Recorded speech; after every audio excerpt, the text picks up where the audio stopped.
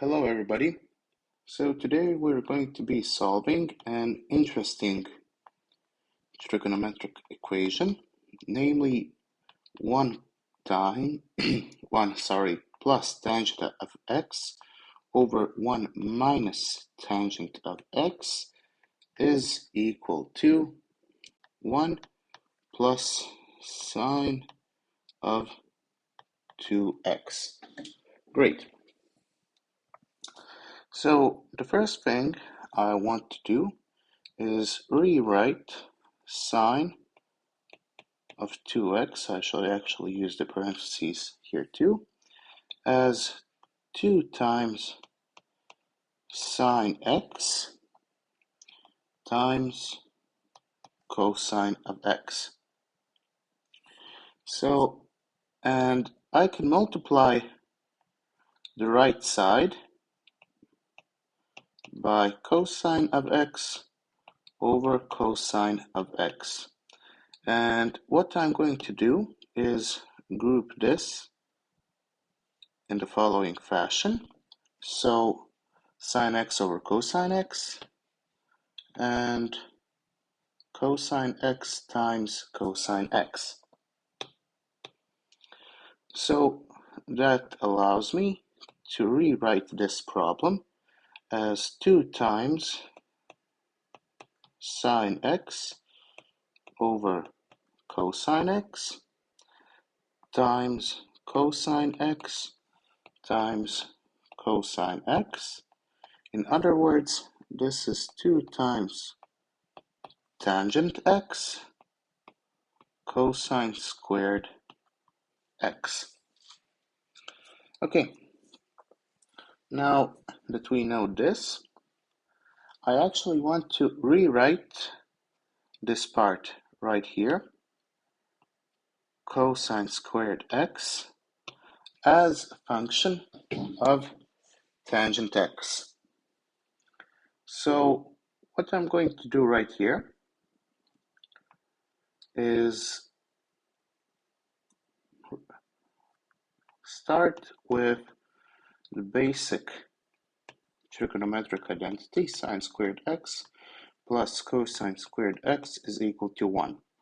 I'm going to divide both sides by cosine squared x, and then I'll get that tangent squared x plus 1 is equal to 1 over cosine squared x. Therefore, I can rewrite cosine squared x as 1 over tangent squared x plus 1. So let me just mark this in blue. When we go back to our original, our previous equation, we can therefore rewrite sine of 2x is equal to 2 times tangent x times 1 over tangent squared x plus 1. Or in other words, I can just write it as sine of 2x is equal to 2 times tangent x over tangent x squared plus 1. Now, this is a very important equation, because we're going to plug that this equation into our original equation. So instead of sine of 2x, which we have here, we're going to write 2 tangent x over tangent squared x plus 1. In other words, I'll get that 1 plus tangent x over 1 minus tangent x is equal to 1 plus 2 tangent x over tangent squared x plus 1. Now, of course, we're going to add up the two terms on the right-hand side, and then we'll get that 1 plus tangent x over 1 minus tangent x is equal to tangent squared x plus 2 tangent x plus 1 over tangent squared x plus 1. Now, there's something that should be familiar to you about this here part. This part here is actually a perfect square. So this can, in other words, be rewritten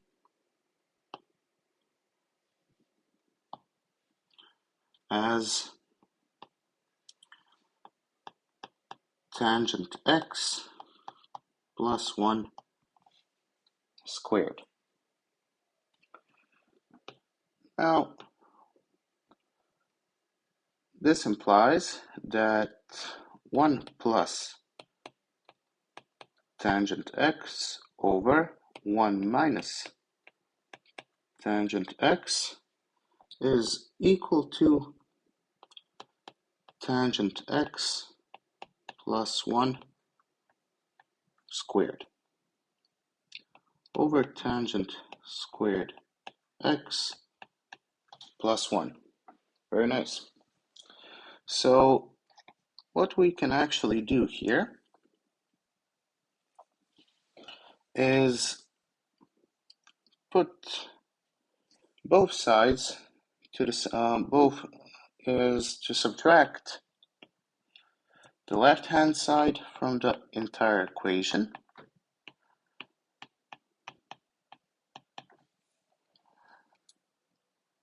And then we'll get that tangent x plus 1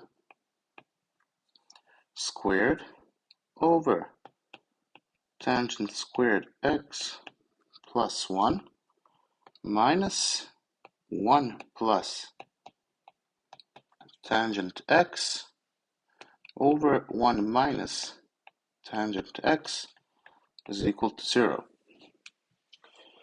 Now we can factor out tangent x plus 1 in the following manner. So tangent x plus 1 multiplied by tangent x plus 1 over tangent squared x plus 1 minus 1 over 1 minus tangent x is equal to 0. So either the first factor is equal to 0 or the second factor is equal to 0. So let's say that in case number 1, tangent x plus 1 is equal to 0, which means that tangent x is equal to negative 1. So this angle is 7 pi over 4 plus kp, where k is an integer. So that's one solution, one set of solutions. So I'll just put it down as x1. In the other case, we have that this factor here is equal to 0, which would imply that tangent of x plus 1 over tangent squared x plus 1 is equal to 1 over 1 minus tangent x. So we can, of course, cross multiply this, and then we'll get that 1 plus tangent x times 1 minus tangent x is equal to tangent squared x plus 1. This is the formula for the difference of two squares, and therefore this shall be 1 minus tangent squared of x is equal to tangent squared of x plus 1, which can be rewritten as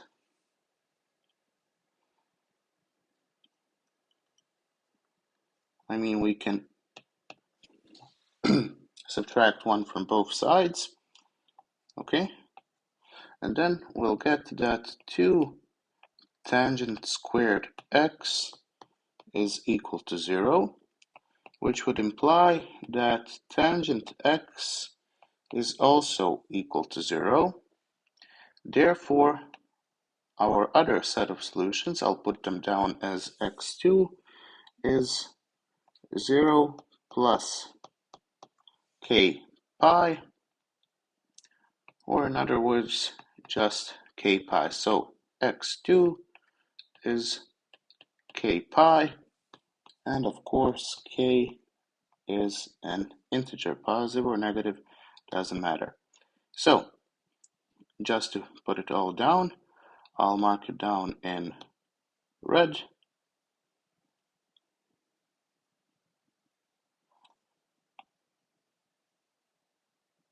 So this is one set of solutions, and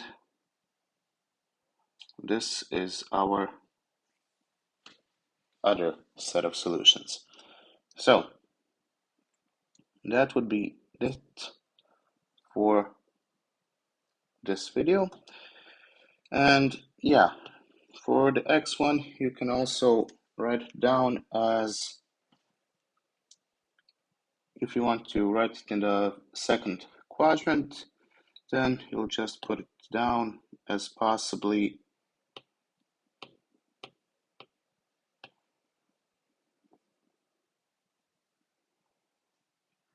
x1 is equal to 3 pi over 4 plus k pi, but this is actually the same as writing this, and when you take k to be -1, you can get both of these exact solutions. So both ways of writing it are correct. So that's it for this video. Thank you for listening, and I'll see you in the next one.